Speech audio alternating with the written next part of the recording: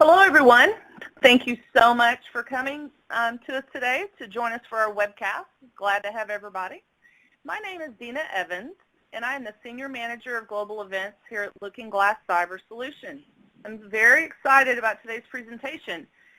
Today we'll be covering, the topic will be Fortify Your Security Posture. And our presenters for today's webcast, we have Charles Araujo from Intellyx. He's a principal analyst. And we also have Doug Dangremond. He's the SVP of Threat Intelligence Services here at LookingGlass Cyber.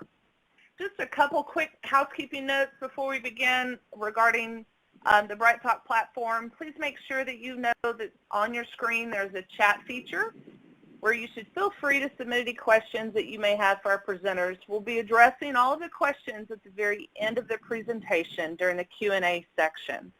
If we happen to run out of time and can't go through all the submitted questions, we'll be sure to contact you directly following the presentation. So don't be shy. Go ahead and submit your questions. Also, please note that any questions that are submitted through the chat feature are only viewed by the presenters and not by fellow audience members. So if you prefer to have a question addressed privately, please indicate so in your comments, and we'll contact you directly if that's what you desire. Also note that there is some attachments section. We have a few links that you can download at your convenience regarding today's topic. But other than that, everything's pretty self-explanatory, and we're glad to have you. So without any further delay, this time I'm going to go ahead and pass this over to our presenters to kick off today's webcast. And our first one, we have Charles. So I'm going to go ahead and move it over to Charles' first slide. And Dina, take it away. thank you.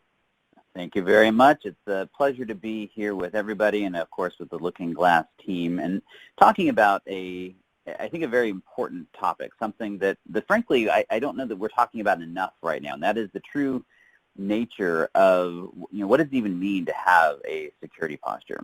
So before we get into that, let me just a little bit about me, mostly to set some context and to set expectations properly. As Dina mentioned, I'm the principal analyst with an industry analyst firm called Intellyx, and we're an analyst firm that focuses on what we call agile digital transformation. And so what you can get from that is that I'm not necessarily what you might call a traditional security expert. What we focus on is really the changing dynamic that is occurring within IT and understanding how that fits into the totality of everything that's going on, how organizations must be adapting towards it. And that's really going to be the context of my talk today, because security is a critical part of that equation.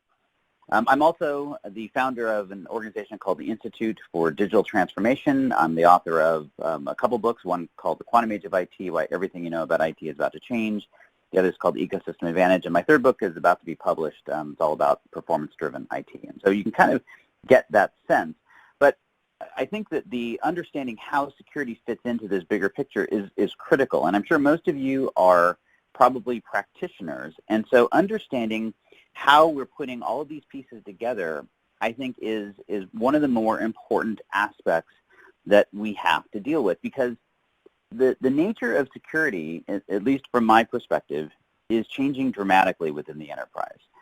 I mean, it used to be that it was all about moats and walls. And frankly, for most of our history, the security approach, while complex from a technical perspective, was fairly straightforward.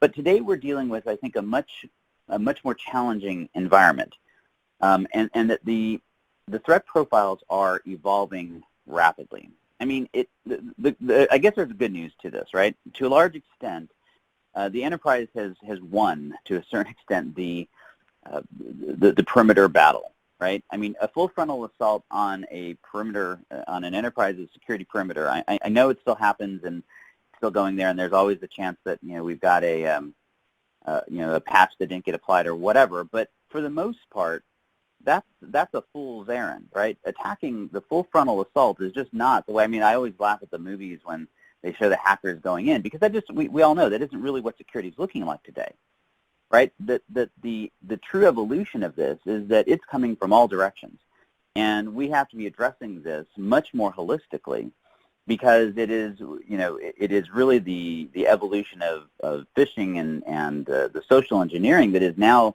kind of the challenge. And so as we are looking at this entire totality, the security posture becomes much, much more complex.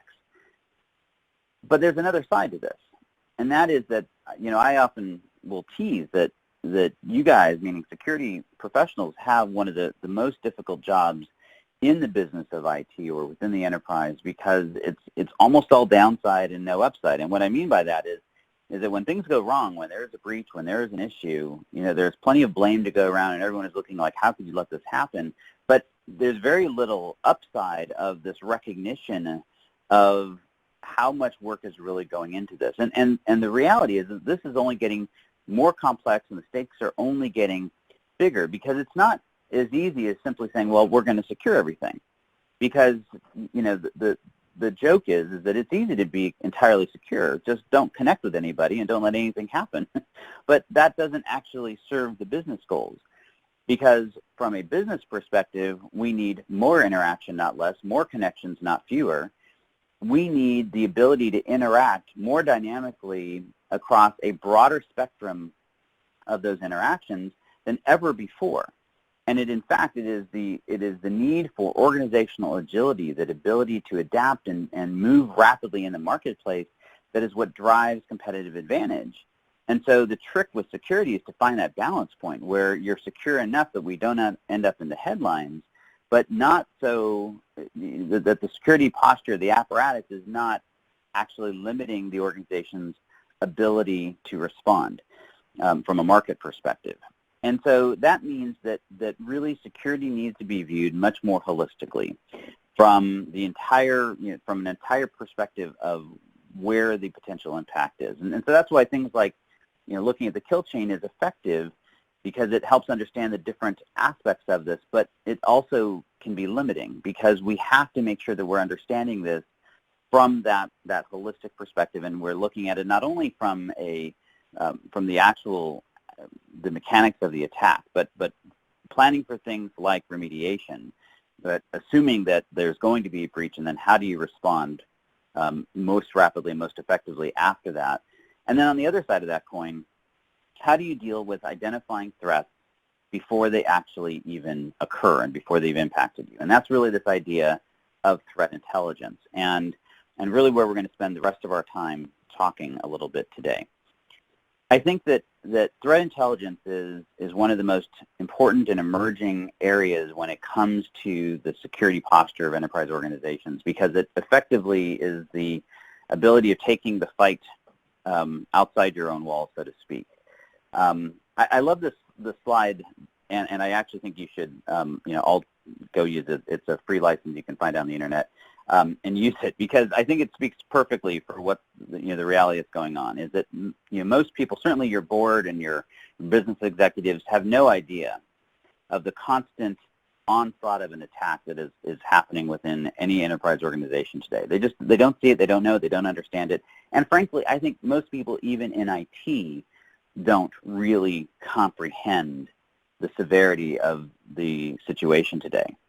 And so, this is this very visceral example or depiction, I guess, of what's really happening, is that it's this constant bombardment, and you guys are living it every single day, and it's difficult because nobody really gets it, right? And so the only real solution is to get in front of it, to start dealing with these attacks before they've occurred, to get them when they're still in this idea of threats. And then, of course, the other reason I really like it is because, every security professional wears a hoodie and a backpack and rides their bike to work, right? So, but I think as we start thinking in these terms of what does it mean to deal with threat intelligence, is that it really starts changing the dynamic. I mean, the reason that we don't actually deal with this a whole lot in most organizations is because it's beyond our walls, it's beyond our control, right? When we're dealing with it from the perimeter inward, it's stuff that we can get our head around. It's stuff that it's data that we own. It's the part of this that we can control. But when we talk about threat intelligence, that's a whole lot harder. It's because it's stuff that's happening out there, right? And there's a paradigm or a model that we can look at here, and that's the intelligence agencies, all those three-letter acronym organizations out there, for the government and what have you. And this is what they do. And if we think about it, that makes this job, well, I guess it can make it very cool, but it also makes it very, very challenging, because what are they dealing with? They're dealing with sorting through all of the noise, they call it chatter, right? All of the stuff that's going on, and trying to identify which of that is real, which of it actually means something and represents a threat, and which of it is just that, it's just noise.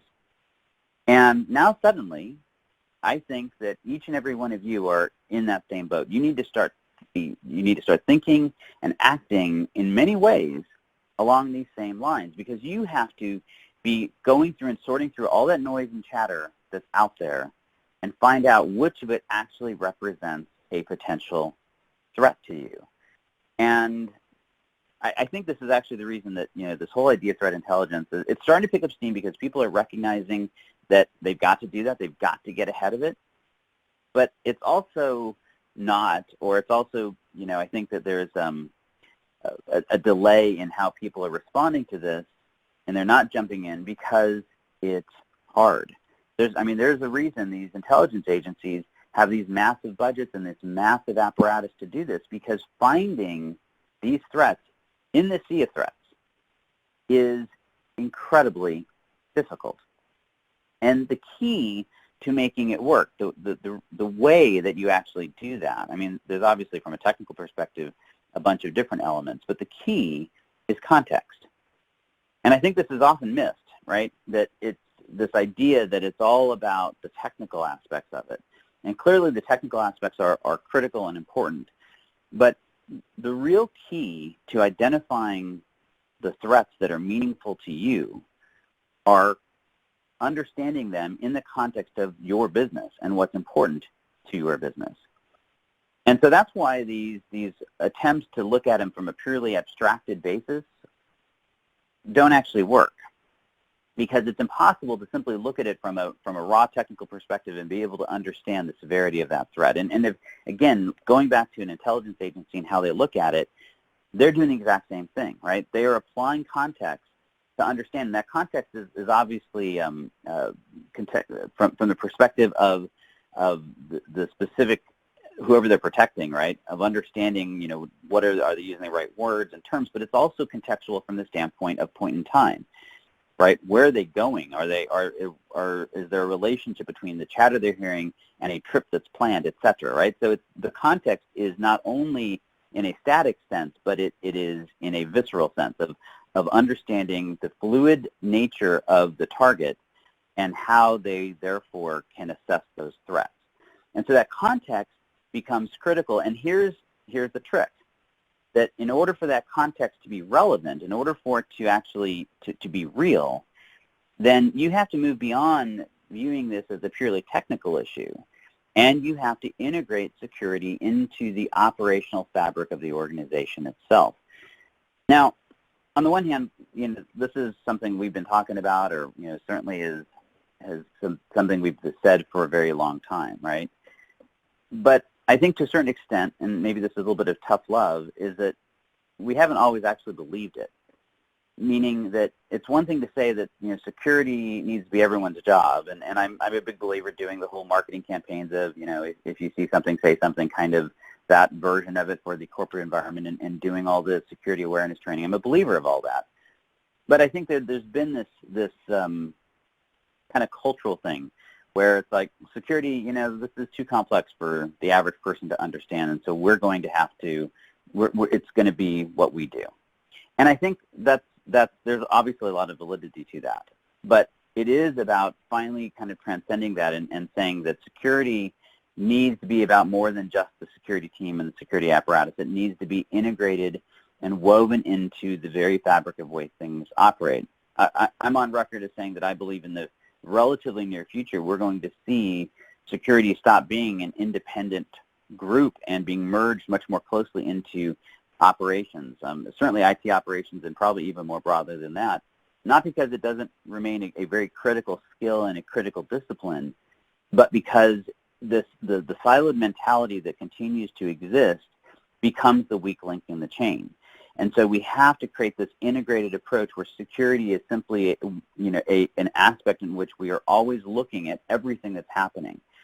The other major part, I think, about this when we talk about the integration of security into the operational fabric is that it needs to be, in order to create this contextual awareness, we have to be looking at it holistically and organically. And what I mean by that is that we need to create that situational awareness. So it's not just about seeing it from a technical perspective, but it's about understanding. So for instance, if there's a new product being rolled out and it's in stealth, is the security team being made aware of it? Are you looking at those so that when you're looking from a threat perspective, you can understand if somebody is aware of this, right? Understanding that if there's new offices being opened, right? Are we building that into the awareness context so that when we're looking at our security threats, that we are looking at it from the context of what's important to the business? So this idea of weaving it in and having it much more integrated, it's not about, quote unquote, the rest of the business doing the job of security, but it's about recognizing that all of that context is critical. And the hard part about this is nobody's going to know what's actually important until it is. And so it's about weaving all of that in and taking that much more holistic view. And what that really comes down to is this idea that we have to get past this this idea that security is somehow the job of the security team, right? And you have to shift your focus and your view of how you look at all of this. And part of that is when building the security village. Again, if we go back to the security or the intelligence community, right? So think about how they're structured. They've got their internal analysts who are doing exactly probably the thing that you're doing, but they have more than that. They also form partnerships and relationships with other intelligence organizations around the world. They cultivate, independent field agents that are out there and collecting information. They cultivate a network of informants. They're doing all of these different things to effectively build an apparatus that extends far beyond the specific domain that they control and manage. They have to build this village because when we talk about transforming your security posture, you just are going to have to recognize and accept the fact that it's just a different world. And in order for you to do the best job that you can for your organization to find and strike that right balance, that you are going to have to pull all these pieces together and be able to deal with more than just what you can actually control, but about being able to get in front of this, assess it from a threat perspective, but that's going to take a whole lot more than just probably the resources you have available to you right now. Right? And so the question is, how do you actually do this? And I think there's three major steps or pieces of this, I guess. The first is that you have to focus on adapting your culture. I mean, a lot of what I've talked about, and it's probably no surprise given my background and kind of how I see the world, but it's about fundamentally, first and foremost, shifting how you see your role and the job you're doing within the organization. You need to get beyond kind of the point of feeling like this is, quote unquote, all on you, and recognizing that a huge part of your job is to be building and maintaining this apparatus. And part of that is then working with the broader organization to ensure that the proper context is delivered so that you can do your job. And so I think the adaptation of the culture is critical. But clearly, that's not enough. We also need to be looking and taking advantage of every single intelligent tool that's out there. I covered RSA this year, and it was staggering and overwhelming and also incredibly necessary. As we looked across the platform, there are tools all over, and there's a rationalization process here, but the important part here is looking at those tools that bring a degree of intelligence, because the one thing I haven't really talked about yet here, but that is that security, just like operations, is increasingly going to become a business of data. And the more data you have, the better that data is, and the more rapidly you can adjudicate it, find the patterns, and identify anomalous behavior, the better off you're going to be. And so looking at those tools that help you do that and effectively augment your own internal capabilities. And I don't mean that, I mean that in both in terms of expansiveness, but also in terms of the actual capability, meaning as humans, we just can't process the data fast enough to identify the patterns that represent threats. And so being able to leverage tools to help us do that is critical. And then the third part is the other form of augmentation, and that is how do you build the rest of that apparatus, just like I was talking about the intelligence agencies do. How do you augment things, your security posture, through the use of partners, through people that have specialized expertise that can help you extend your security apparatus in ways that you need to, that either you don't have the capabilities or just don't make sense for you to be doing. And so I think those are the three major areas that you're looking at. If there's one challenge I think that a lot of security organizations have is that then when they're looking at with their forward-looking security strategy, they're looking at it from a very technical perspective, and that's important. But I think you also need to be looking at it from an organizational and operational perspective and addressing the things like, what does your culture need to look like? What are the relationships going to be between and throughout the organization to make this work, to get the context you need? What is your tool strategy that's going to support that and allow you to identify those threats, to build that intelligence throughout the entire spectrum from threat intelligence to remediation? And then who's the rest of your team outside of your organization that's going to give you the capacity that you need and the capabilities you need to actually respond to this. The last thing I want to leave you with, however, with all of that said, is to remember one last thing, and that is that security is one piece of an incredibly complex puzzle that we are dealing with right now. So our whole focus is on what we call agile digital transformation, and fundamentally what we believe is that there's a massive transformation or transition that is happening within the world right now, in which we are exiting the industrial age, entering this new era, whatever you want to call it. But as part of that, the fundamental ways that organizations are structured, managed, and led are in fact changing, transformed by technology, but it's really about this business transformation. And there's a very, very good chance that your organization is in the midst of this right now in ways that you may or may not always see. And so security is one part, a critical part, but one part of that puzzle. And so as you're doing all of this, everything we were just talking about, you have to make sure that you maintain the perspective of understanding how it fits into this bigger picture. And the good news is security is going to become more critical and more important, not less, more relevant, not less. The good news, bad news of some of these recent breaches is that the executive team is starting to really recognize that they better at least get a handle on this to a certain extent, because their jobs are potentially on the line too with it.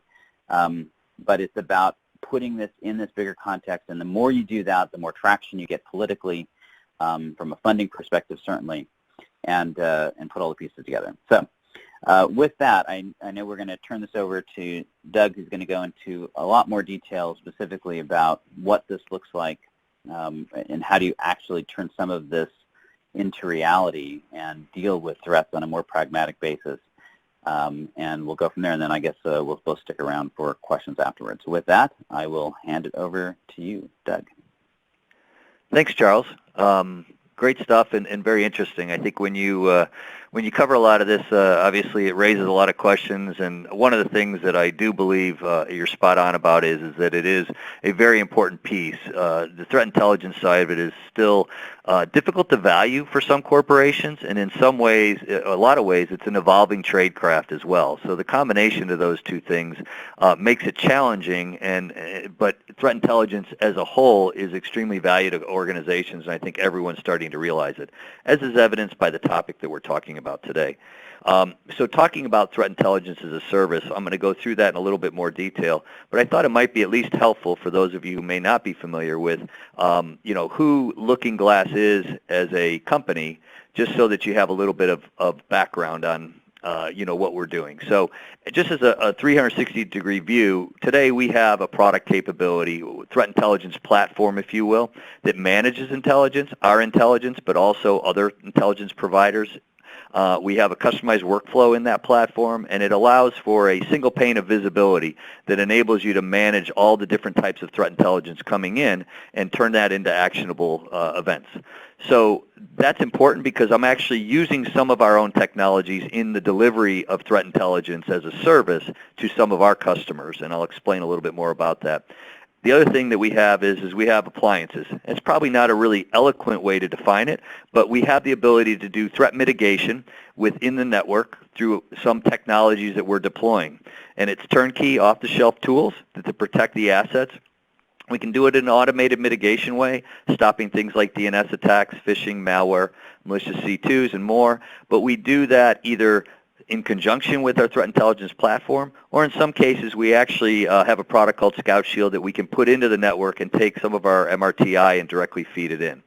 So that just gives you a little bit of an idea on the network side, some of the products we do, but more importantly, what we do today in the services side and what we're really talking about today is our capability to deliver threat intelligence.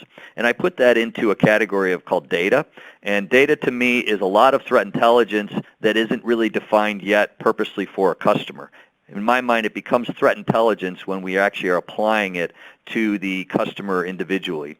But some of the capabilities that we do have there is we do look at full spectrum threats, and I think this is really important because threat intelligence isn't just about the network. It could be things like social media monitoring, phishing, physical brand protection. All of those things start to come in as a full threat intelligence offering that you need to consider. And as you look at a provider potentially to do this, you need to look at their capability to do all of those things at once because they're all related and they're going to continue to combine in terms of the way that they're affecting your organization. The second area of that is that, when you say 99% historical accuracy, what that really is saying is that it's highly curated data. It's very focused on customers and giving them minimal false positives. And one of the things that people don't realize about LookingGlass is, although we've been around for 8 years as a brand, they did through acquisitions a company that I came from that was doing open source threat intelligence collection for 20 years. So we do bring an experience level to this that's been learned over a very long period of time. And then lastly, a broadest coverage of threat types. It's really important when you're looking at providers, both globally. What I mean by that is, global events, geographical information about context, as Charles said, context is king. So not everything is always targeted exactly at your assets or your company. It may be things that are going around in your industry or are happening around the world that you need to know about because eventually that may be laterally moving towards you. And so those are some of the things that we do there. And even then, in the industry space, we know that TTPs from certain threat actors and other things behaviorally are occurring in an industry that may not be occurring in a different one. You need to know what those are. And so we provide all that.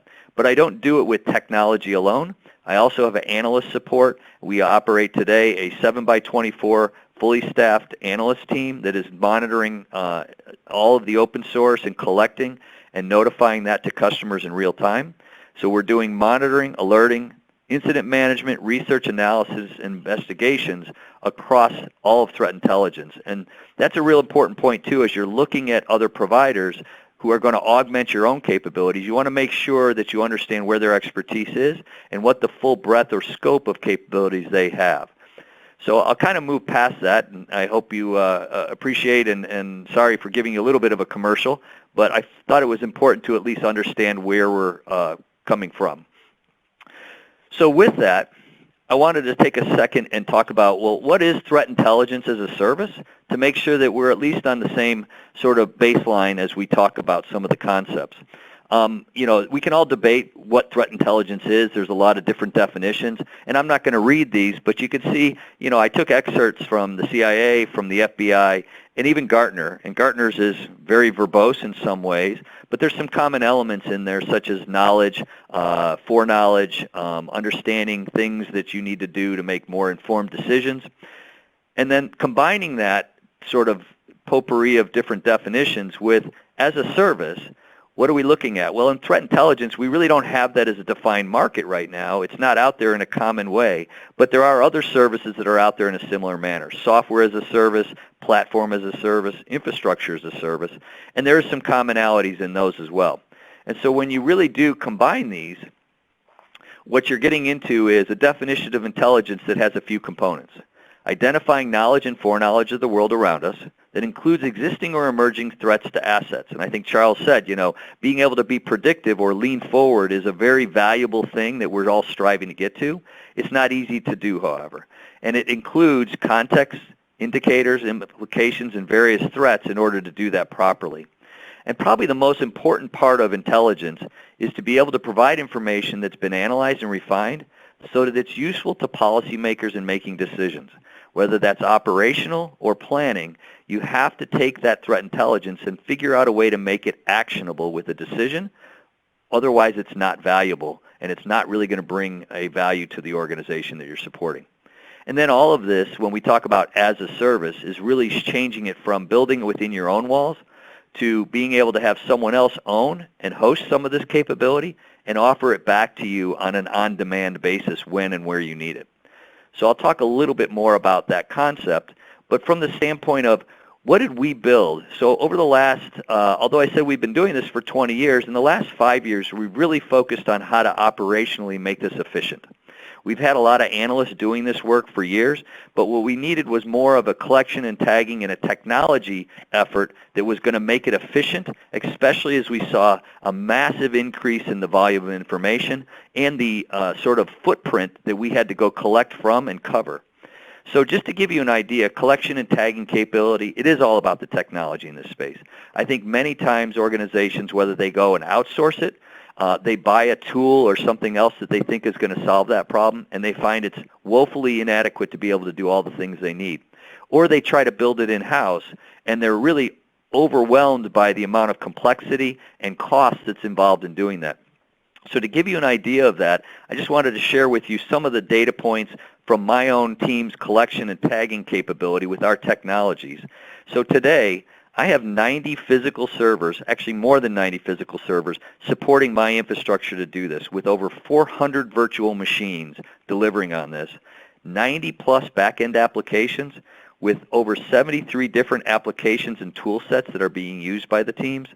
And so when you think about those things, not only do I have to have that capability, not only do I have to maintain that, but I have to have scripters and developers who are constantly improving those tools to make them efficient, especially in an evolving environment.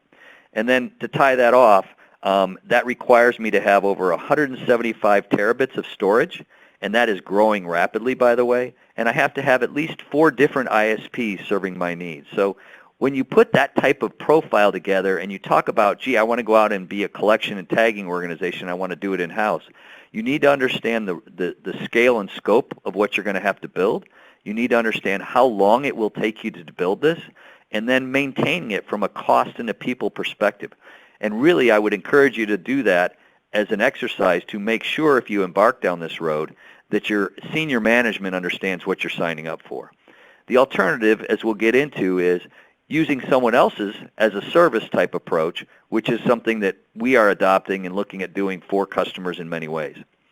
The other thing to consider when you're looking this, and by the way, the reason why these things are really important is because when you're looking at these things, this may be a decision that you're going to build or buy, but even if you decide to buy, these are the areas that you should be looking at companies who do this and understanding whether that they're truly capable to deliver what you need. So as I go through this, I'm not only going to talk about that, but I'm also going to try to give you some points to think about if you decide you want to try to build. And then lastly, I want to talk a little bit about the sort of C-level view of all of this as well. And so having talked about the technologies, I think that you still have to think about people. Evolving the role of the analyst in this, and I say it's an evolving role because if you go back about 5 years ago, I think a lot of analysts were involved heavily in doing collection and doing the investigations on incidents individually, but we saw that there was a requirement to build more discipline into that, to be able to have analysts who were focused on different discrete tasks so that they could become experts in and of themselves in those areas. And I talk about that from the real-time operators who are dealing with making changes to networks or dealing with threats that are coming in at a rapid pace and having to deal with those in real time. We see now that all of a sudden investigations is a skill set in and of itself that you have to decide. Do you want your people to do investigations? Do you want to outsource that? If you're going to bring it in-house, what are you going to have them investigate and focus on? Are they going to go outside their walls to determine those threats and look at those instances, or are they going to look inside? Because as we know, there's a lot of insider threat that's occurring that is now being able to be identified through some sort of behavioral analytics or other tools.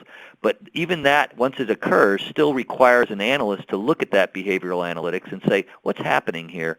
And so when you start to think about lateral movement, and you use a term now in the marketplace called cyber hunters, the question is, what are you going to define a cyber hunter as? Are they going to hunt within your own walls? Are they going to go externally? Or are they going to try to do both? And think about the resources required when you start to go down that path. And then lastly, planning. And this is probably, in my observations, and even in our own organization, a very challenging space, because the unplanned events are what always overtake your time and your efforts. And if you don't really carve out some specific people and resources to do planning appropriately, you wake up and you find that everything starts to atrophy very quickly, and you have to have a plan and a vision on how you're going to continue to keep up with this and eventually evolve it and drive operational efficiencies through what you're doing. And then even once you get all that done, you've decided technology-wise whether you're going to go out or in, you decided what your roles of your team will be versus possibly a provider, you have to then turn around and look at, how am I going to operationalize this into actionable intelligence? So yes, the provider can give you intelligence, but then if you're not able to action it via some sort of technology, whether it's a people action or a mitigation action on your network, you have to be able to understand how that's going to be used. Otherwise, the money you're spending really isn't going to give you a return on investment. The other challenges in this are, by nature, open source threat intelligence is very unstructured. So you have to actually not only understand the threat, but you have to figure out a way to put it into a structured format that it's going to allow you to define policies that you can repeatedly implement and train people on what to do with. And that's not easy to do. I can tell you we have done this, but it was a great pain and a lot of years of experience to be able to do it properly. And then also, any provider, whether it's ourselves, which we're implementing, but also externally, if you're reviewing a company to decide to partner with, you have to look at standards-based approaches. Things like sticks and taxi and those things are really important, not because today it's prevalent across everything, but you don't want to be locked into a proprietary approach. You want to have tools and technologies and processes that are able to leverage standards as they evolve and improve over time. And they always do. So that's a benefit of using that approach, but it's also can be very costly if you don't to try to convert later. The next thing to think about is I talked about your people and the tools and technology and everything, but oftentimes deciding where you focus your resources and time, I actually use something called TEST. And it's really about time, expertise, and staff and tools, and looking at each piece of the capabilities operationally and saying, do I have the time to do this? And the example I'd use is that you have threats coming at you today. And if you just came into a role, or you've just been decided by the organization that you're going to build out a threat intelligence capability, the reality is you're being bombarded every day. And I think Charles had a great slide where he had the skyline with the things coming and dropping in as I don't know if they were meteors or bombs or what they were, but it was a cool visual. The idea being that you might not have the time to build your own, because by the time you start to do that, if it's months, and it will be at least months, to start to build your own capability by hiring and deciding on technology, implementing it, and operationalizing it, you might actually be out of a job by then, because you may have an event that already causes a problem to the corporation, and if you're viewed as the person who's responsible for protecting it, they're not going to give you leeway while you build. So time does become a factor. It also becomes a factor with your own staff. Do you have enough time in the day to do all the things that you need to do? And if you don't, then you may need to look at other resources to help with that. Expertise. The challenge here is that the marketplace is starved for skill sets. And we need to look at the skill sets that you have in-house. You'll need to look at the skill sets of a provider and determine what you want to borrow from them, what you want to have in-house, but can you retain and protect those skill sets as you go forward? Because it's really difficult to do. And when they get more expert, they start to get interest from other companies and other places, and so you now have to retain those resources, and it may become more expensive to do that. We've already talked a lot about tools, but the staff, do you have enough people to complete all the tasks? So it's not even a question of do you have the time or the expertise, but do you literally have the bodies to do it? And when you get into the operational of managing day-to-day activities, that can become the consuming factor of all your staff. And if that happens, then how are you going to deal with all the other things you have to deal with? So I think this is a really important area, because what you're really trying to do is look at what I think Charles referenced was the security balance, being secure and being agile. This is a part of that process. How fast are you going to react? Who's going to react? What are the skill sets? What are the value points that you want to go after? And I'll use one really quick, simple example. United Airlines. I don't want to call them out, but when you're doing reputational protection and you're getting reputational commentary back, for an example, and all of a sudden someone gets dragged off a plane, probably the amount of volume you're going to see coming back as reputational hits is going to be extremely high. You may want to tone down that for a period of time or turn it off even, because you don't necessarily want to have that kind of volume coming in because you can't deal with your staff. So being able to balance security with agility, understanding when threats are coming at you and why they're coming at you are really important.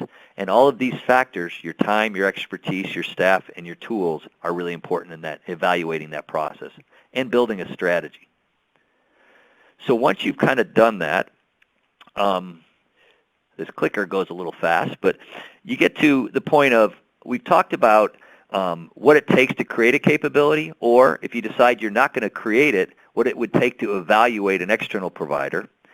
Secondly, we've talked about resources and decisions, because I would tell you that no matter what, if you go outside for threat intelligence as a service, you probably want to have some skill sets in-house, and you need to decide what those skill sets are and where they're going to bring the most value. And then really the benefits of going outside in some ways. It brings you an accelerated operational capability. As I talked about earlier, if you can't protect today and you're going to build, you have a lag time to be able to do that. Going outside as a service provider could give you an accelerated operational capability that you just don't have today. Maybe you use it as an interim while you're building out your own practice, but having that capability can accelerate what your skills and your ability to protect are. Access to capabilities that augment or align to your goals. So, do you have enough resources? Do you have some ability to go outside for surge? If you think about investigations, they're very ad hoc or up and down type cycles when you've got some incidents occurring. Maybe you want to go outside and borrow some of those resources and bring them in temporarily. That's an excellent way to augment your skill sets. And you have to decide, again, visibility and value to the organization. You can align your goals with your people and then augment accordingly. And then lastly, you get great improved resource management. Retaining people, managing those resources. Ultimately, you want to have the best resources you can. That also will lead to a lower cost and more efficiency if you improve your resource management pool by using an outside provider as part of that strategy. And so those are a few things that I would say are benefits in looking at as a service type approach versus building it completely in-house or buying discrete things from customers in piecemeal, such as a service or a technology independently of other things. So the last part of that, I would say, is that whatever you decide to do it in-house or to do it in as a provider approach, you better be prepared for waves of change. And they will come in small waves and then sometimes very large waves because of things like regulation and compliance. It's always evolving. So, you may or may not be aware that New York is implementing some new rules around what companies are required to do for supply chain and third-party management. Those things are really important to understand because if you're going to do business in New York, then you may have to comply with some of those things, and those are going to be intelligence and security-related issues. Support and funding will come and go. This is another thing that you need to be aware of. So as much as we say that is now top of mind to protect security is there, security will always be a little bit event-driven. So when an incident occurs, whether it's to your organization, hopefully it's not, or it's to another organization that's in the similar industry or in the same industry, you're going to have to realize that focus will come. And with that, sometimes resources and money come with it. But over time, the better you get, the quieter the landscape gets in terms of threats, support and money often wane. So you're going to be in an ebb and flow of that support and funding, and there are going to be short-term memories from a lot of C-levels when they forget about that pain they had many years ago.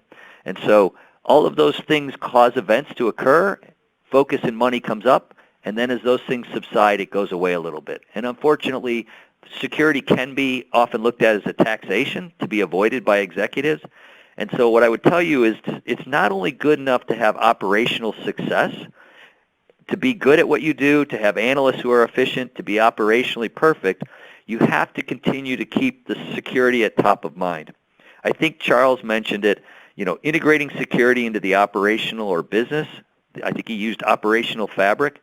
It's really important to not only do that because the businesses need to understand where the security risks are and how you're protecting against those, but more importantly, keeping it top of mind, even when things start to go well.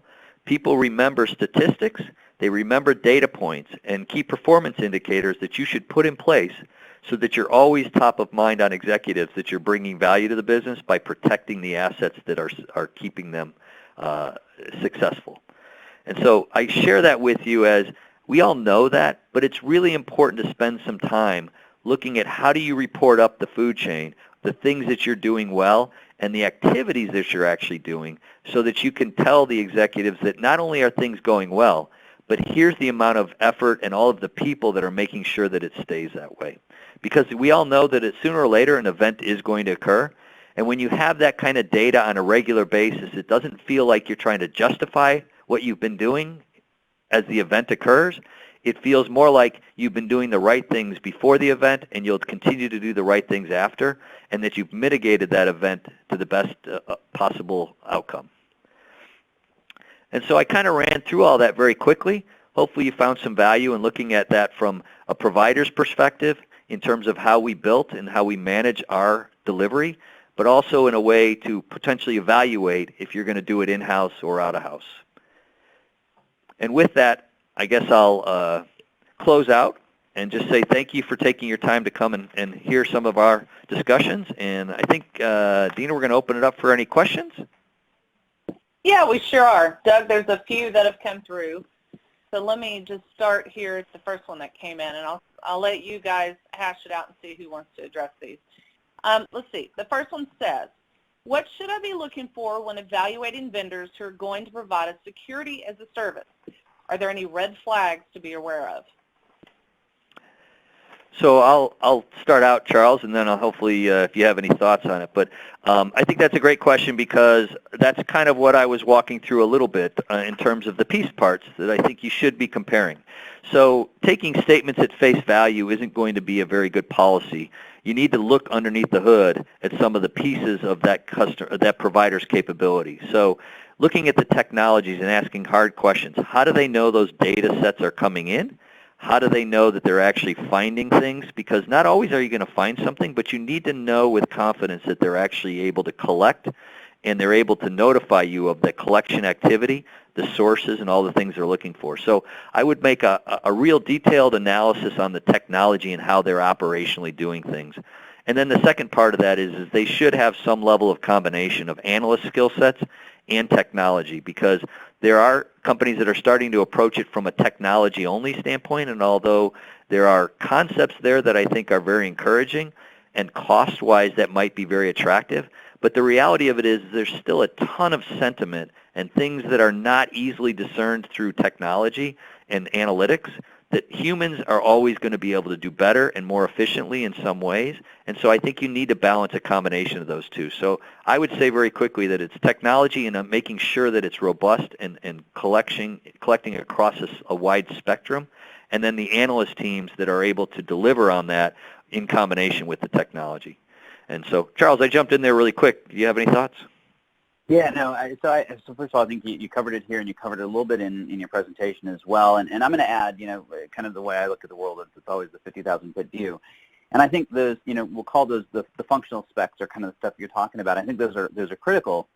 I always, I didn't actually say this in my presentation, but I was, an operations guy. I ran technical operations for about $1 billion healthcare company 20 years ago, and I spent most of my time advising IT executives in the 20 years since. And so, I very much have kind of an IT executive mindset with how I look at things. And one of the things that I always looked at whenever I was evaluating a partnership or a relationship was looking beyond the moment. And what I mean by that is it's great to be able to assess, who they are right now and what they can do for me right this second. But when I'm talking about a partnership, and I think when we're talking about threat intelligence or security as a service, it is absolutely needs to be viewed through the prism of a partnership and a relationship, is that I need to, it's kind of like dating somebody, right? I mean, what is this going to look like a year from now, 5 years from now, right, from a relational standpoint? And so I'm really interested in is, are they adaptable? Are they agile? Are they, are they going to be agnostic and not so tied in? Because I think if you guys aren't familiar with this idea or the term of the innovator's dilemma, it was coined by Clayton Christensen, a professor out of Harvard,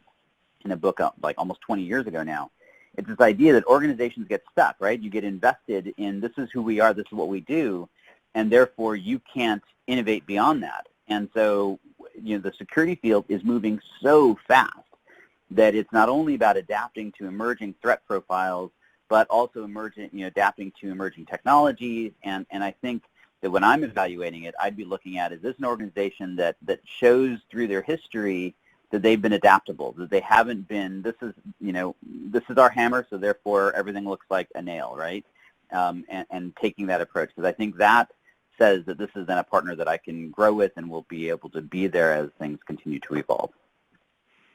Yeah, Charles, I agree. And I think the one slide that I had in the presentation, the test analogy, right? Looking at time, the expertise, the staff, and the tools are the things that I would say are the piece parts that you definitely want to focus on. Right. Perfect. Thank you, gentlemen. Here's another one. This one's actually a very good question. How do I get all of the necessary stakeholders on board? IT ops, business ops, the C-suite, et cetera. That's a good one. Charles, I'll let you go first since I did last time. Okay. So I think that it is a good question, and I think that there's a couple of answers. The first is to recognize that you're not going to do it, get all of those different stakeholders on board with the same message, right? No different than almost like wearing a sales hat is you have to understand what's important to each of them. So the IT operations, what's important to them and their pain points, the things that they care about, are fundamentally different than what the business operations people or what the executive team are looking at. So you're going to have to understand and tune this message specifically to your audience. And by the way, not just generically, but specific to your organization. What's important to your IT operations team, et cetera. The other major thing I think, and this is endemic to security overall, I think, is that we tend to look at security. I have this term, I call it above the line, below the line value. And there's a well-known there's well-known neuroscience that says that as humans we are going to respond much more aggressively and immediately to a threat, right? To anything, to a fear-based motivator, right? And so that's why, to the point that Doug was talking about, that when there's an incident that happens in the public or within your organization, there's this immediate response. You're going to get funding. You're going to get attention. But the problem is it wanes, right? It's immediate, it's intense, and it's temporary. Over the long haul, we're much more driven to make lasting change when there's a positive outcome that we derive long-term benefit from. And so, think about exercise or diet, right? Your doctor will tell you that if you don't do this, you're going to, die of a heart attack or something, and that will have a short-term value, and it may spur that immediate response, but it's difficult to sustain that. And the reason is because it's a negative benefit that you never can see, right? I can't ever actually tell that I've avoided this heart attack, right? On the flip side is when you then tie it to a positive outcome. Oh, well, you're going to be able to, look better in your clothes, or you're going to, whatever that positive outcome might be, I can then attach myself to that and I can see my progress towards it. And so the advice I would have is that you need a two-pronged approach. I think that taking a strictly negative or risk avoidance or impact avoidance approach, only the stick, so to speak, when you go address the different constituencies is, I don't want to say it's limited value, but it's only part of the equation. You need to balance that with the carrot. You need to balance that with, if you are able, as an organization, to create this right, proper, balanced posture, then you gain competitive advantage in the marketplace, and that means better bonuses, market growth. I mean, whatever is important to whoever your constituency, whoever you're talking to, put it in those terms. And I actually believe it's a very defensible position. I'm again, kind of on record saying that I believe security is going to be, in the very near term here, a source of competitive advantage in the in the enterprise markets, because those organizations that can find that balance, that can be agile enough and adapt to where the market is changing and be able to rapidly spin up partnerships, et cetera, but still do it without having significant security breaches and impacts, are going to be the ones that win the marketplace. And so being able to put those two together, I think, is how you create a lasting impact or a lasting sale, so to speak, to your constituents that you have to get on board with you. Yeah, I agree, Charles. I think that culturally that it's not something that easily changes, but I think there are definitely ways that security organizations as a whole can become more visible in helping better understand that. And the ways that I really define it is almost like 3 different points. So at the C level, they're all about money and value. And I think you have to articulate to them on a regular basis how you're spending the money and how it's improving your position or making things more secure, including comparing and contrasting to your industry peers. So, people always ask us, how are we doing compared to the other companies in my industry? Or are there ways for me to benchmark? And the answer is absolutely. And you should be looking at doing that, because that's going to give your executives an understanding of how well you're protecting your assets compared to those others. The second area is, looking at the business units. What do they want to know about security? Well, they want to know things that maybe are relevant to them. We actually have some customers who we provide a daily threat report that goes out, which is really more what I would call security headlines that maybe the business units need to be aware of or are going to ask questions on. And we share that out, and they share it out to their business units.